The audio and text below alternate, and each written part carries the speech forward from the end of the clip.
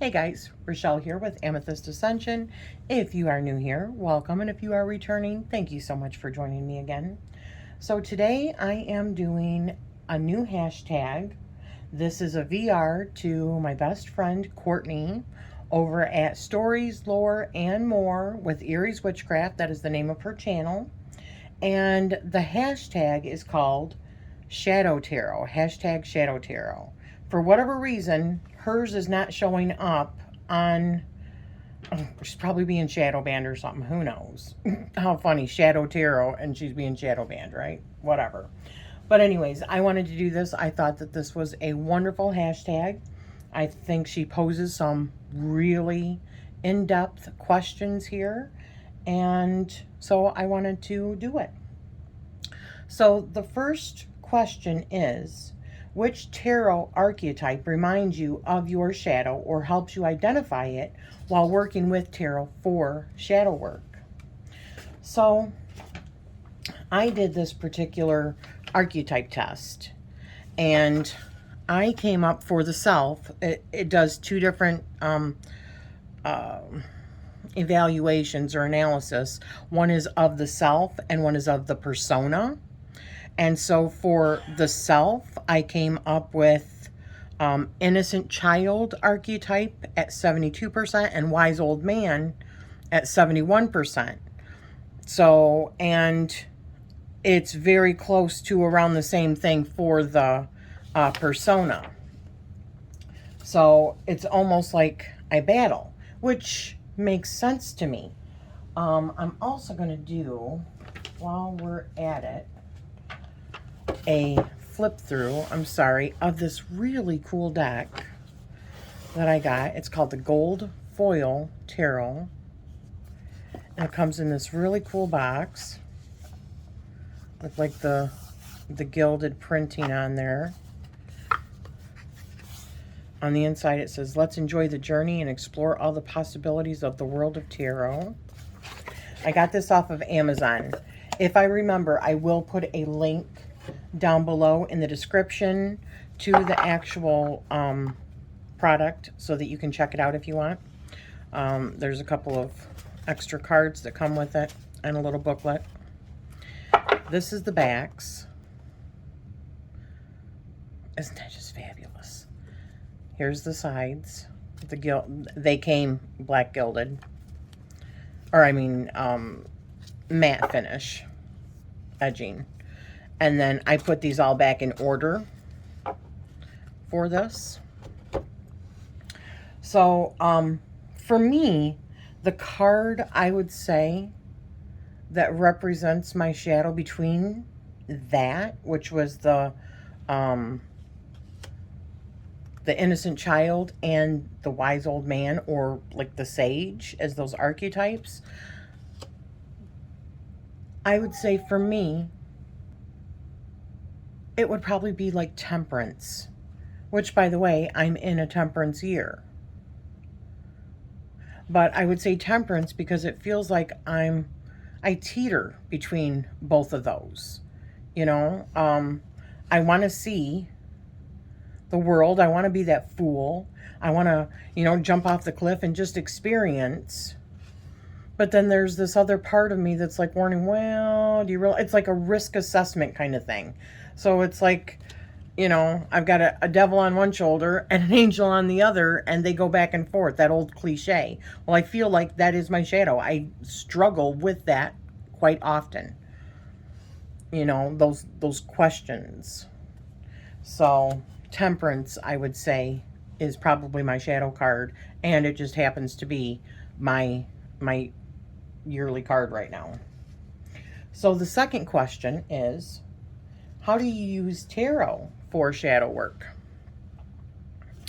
Well, for me, I don't think most generally, I mean, I have a few times, but most generally, I don't set out using tarot for shadow work.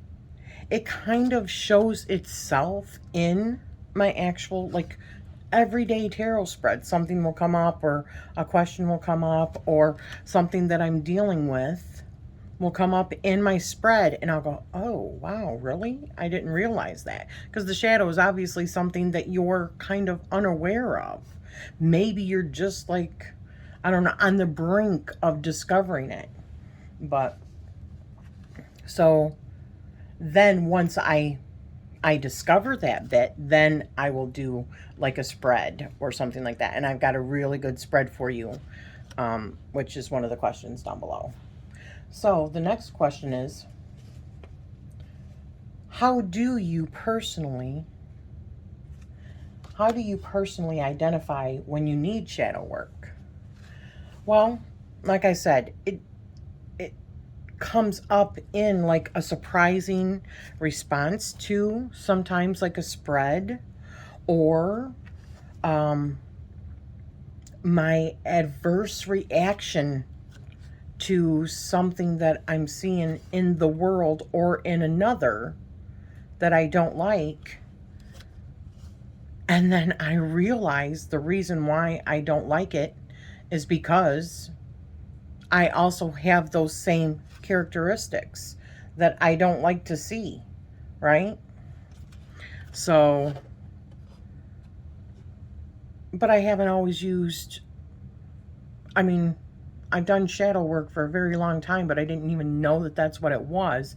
And I most certainly didn't use tarot for it, because tarot is a new evolution for me. I've only been doing tarot for about 3.5 years. But there was lots of things that I have personally overcome in my shadow and that I'm still working on. I don't think that it's ever done. I think we always are on a journey of discovery as far as that goes. So, let's see. Share a spread. This is question number 4. Share a spread that you use or create for shadow work. So, I think I have other videos, or maybe one other video on my channel that was like a shadow work spread. I could be wrong. I don't know. I have like 800 videos and I don't think that's counting the lives, but I will tell you that I did come across this excellent and simple, straight to the point shadow work spread. And it was over on Lisa's channel from Supportive Tarot. And this is a spread that she said she uses in her, that she talks about from her book also, The Path, oh gosh, The Self-Worth Path. I think that's the name of it. I've got the book, I just still haven't read it yet. But, so this spread was, spread number 1, or card number 1 is to observe. And I'm going to be putting a link also to her particular channel that she has for this spread. It's wonderful. She uses 3 different types of tarot decks in order to show that you really don't need a dark deck either. You can use any kind of deck for shadow work. But the first position was observe.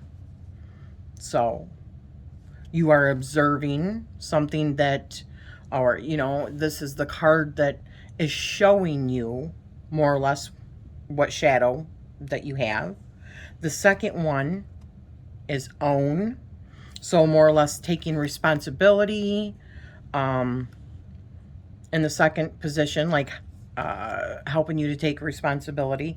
And the third position, or the third card, is to create conscious change.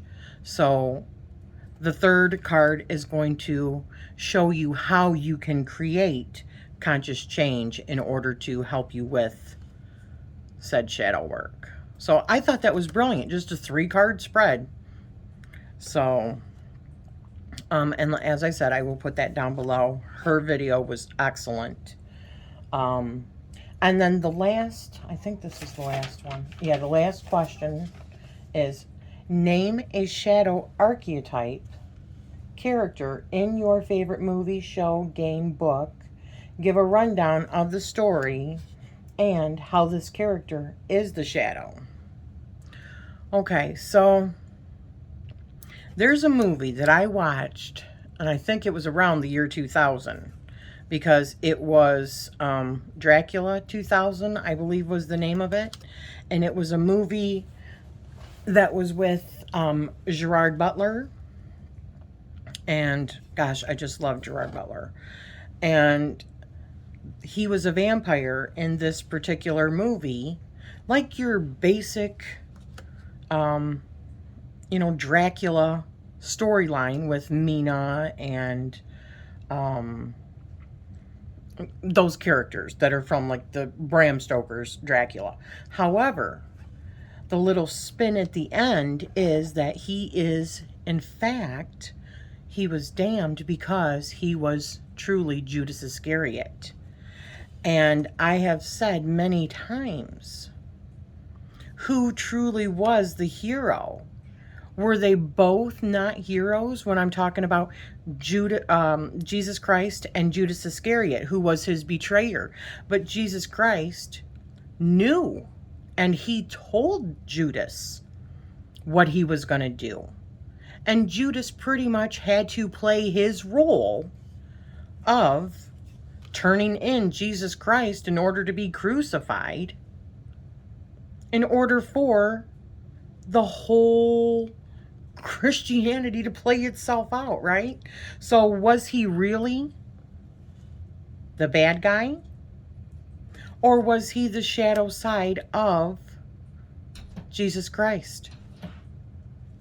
Sorry, I had to pause. I had to let the boy in. He was outside. So, yeah, Judas Iscariot. If it wasn't for him playing his part, then the whole crucifixion and everything that modern Christians needed in order to that sacrifice, right? Jesus Christ being our Savior. So, like, when we look at a king, it's a matter of perspective, because somebody can be the hero and somebody can be the villain and be the same person, because depending on where you fall within that. So your kingdom, your king is, you know, working to support you and working to, you know, give you the freedoms and your kingdom prosper. But he might be taking over another kingdom in order to do that. So to that other kingdom, he is the villain. But to your kingdom, he's the hero. And maybe he isn't, but I'm just saying in general.